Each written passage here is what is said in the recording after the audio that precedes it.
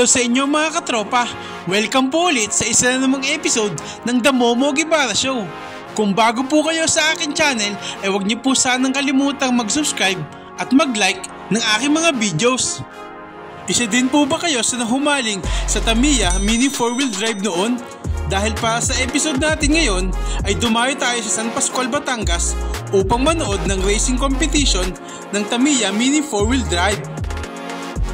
Ito ay naging popular dito sa Pilipinas noong ipinalabas ang Bakusou Kyodai Let's and Go o mas kilala bilang The Racing Brothers Let's and Go anime dito sa Pilipinas noong year 2000. Mag-enjoy po sana kayo sa panonood ng episode natin ngayon. Kaya tara, let's go!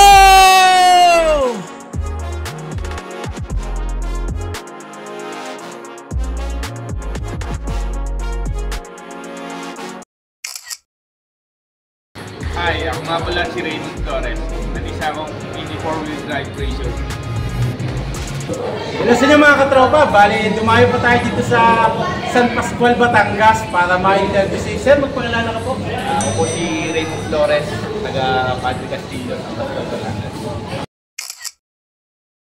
Sir Raymond, bakit po Tamiya yung nakahiligan nyo na hobby? Una, wala naman talaga akong idea sa Tamiya. May nag-aya lang sa akin na kaibigan. Kaya sinubukan ko lang din. Ayun, okay naman. Kaya nagtuloy-tuloy. Bali sir, kailan ka po nagsimula na mangolekta ng Mini 4-wheel drive? Year 2018. August 2018. Start ako maglaro ng Tamiya. Okay sir. Ilang piraso ka po nagsimula at saka ilan na po ngayon yung collection mo? Umpisa sa isa. Sa nadagdagan na nadagdagan. Ngayon, meron akong 15. Okay sir, sumasali ka ba sa mga contest or mga palaro kung saan nanalo ka na ba? Tumatayo kami sa iba't ibang lugar, malalaking GP. Tapos nananalo naman. Minsan, hindi man lagi kasi malalaki sa mga malaman. Kami sa Leon Tracks. Mga ilan na sir kaya yung napanalunan mo? Madami na rin naman. Mga sir, tuwing kailan kaya nagkakaroon ng competition? Gaano kadalas to sa isang taon? Madalas po every Saturday, lagi po may laro sa iba't-ibang lugar naman niya. Tapos kami dito, every Saturday, papalaro kami.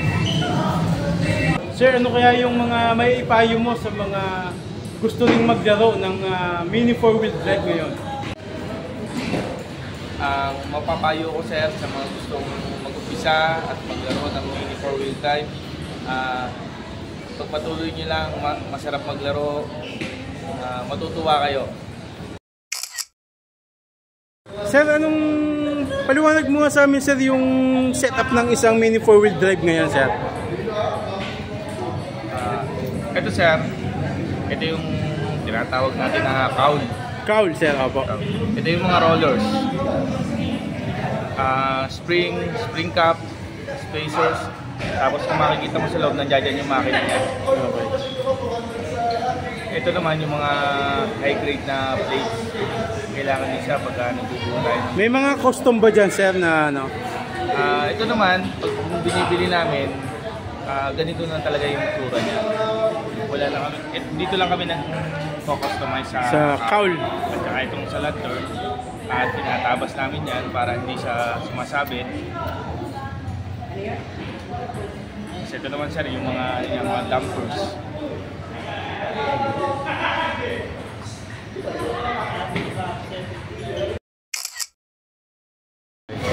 Sir, bali ano po kaya yung mga available nyo dyan na iba't ibang kategory ng Mini 4-wheel drive? Ito sir, ito yung tinatawag natin na speed tech category. Speed tech category. Anong ibig sabihin nun sir? Ito, allowed siyang magtabas ng mga plates, naka-trim yung mga tires niya. Tapos, kung makikita mo, naka-lantern yung cowl niya. Ito naman, tinatawag natin na B-Max category. B-Max category. Yes, Ano sir. sir naman yung B-Max? Ito sir, ito yung bagong nauso ngayon. Dito naman hindi ka pwedeng magtabas ng mga plates mo. Same time hindi naka-trim yung mga tires niya. Saka hindi mo pwedeng tapasin yung mga chassis, hindi ka pwedeng magputol. Kung ano lang yung stock na chassis, kaya yung mga plates, yun lang yung kakabit mo. Yun na yun sir, wala nang bago-bago. Wala kang pwedeng tapasin. Okay.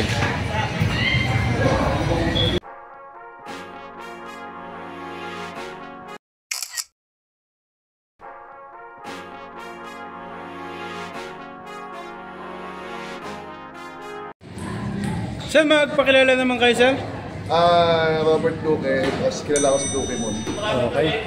Sir, ano kayang ginawa mong paghahanda para sa GP race ngayon, sir? Wala naman, ayos-ayos lang ng battery, tono lang ng makina, yun lang. Pakita mo sir yung unit mo, sir. Anong naging setup niyan? So, ito yung Speedtech category, ito naman yung pang-B-Max. So, dalawang category, sir. Sasalian mo siya.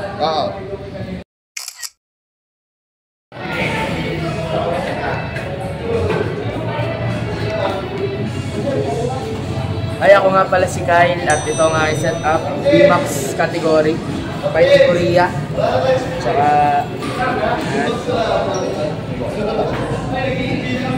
Sir, ano yung strategy mo para manalo ngayon sa...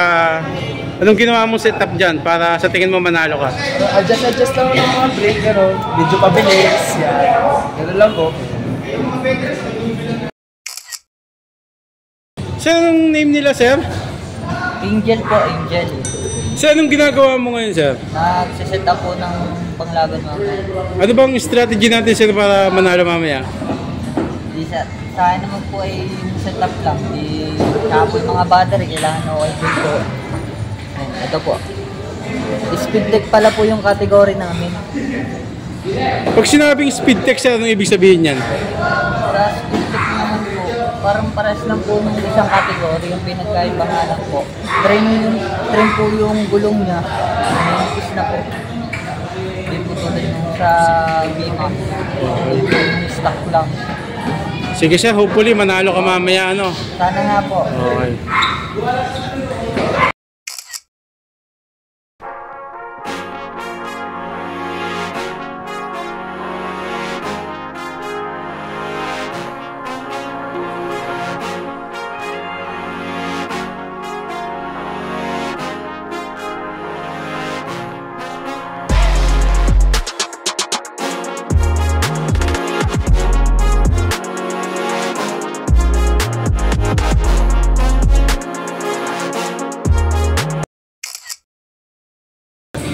Masasabi ko sa mga lalaro ngayon, good luck po sa ating lahat at kung ano maging result ng race, happy racing lang po tayo lagi. Salamat.